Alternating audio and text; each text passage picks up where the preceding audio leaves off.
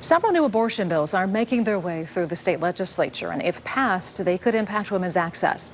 Columbus Bureau reporter Morgan Trow has been covering the reproductive rights fight and tells us about the latest moves.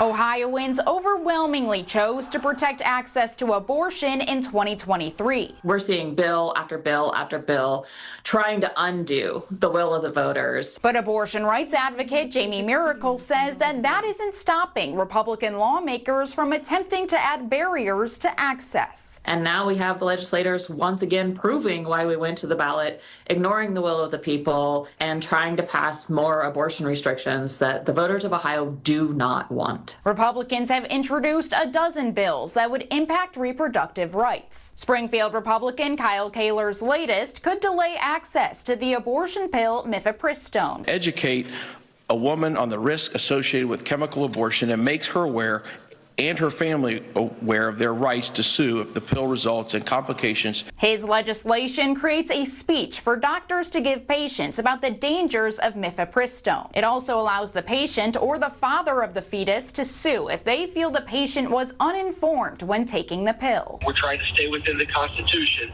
and just making sure they know they have rights. Miracle explains that mifepristone is safe and highly regulated, which doctors are now having to defend at the State House as another GOP bill tries to ban mail-order abortion pills. Anti-abortion propaganda that is being forced upon providers and their patients. And another bill by Ashland Republican Melanie Miller requires fifth graders and older to watch Meet Baby Olivia, an animated video about fetal development created by an anti-abortion organization.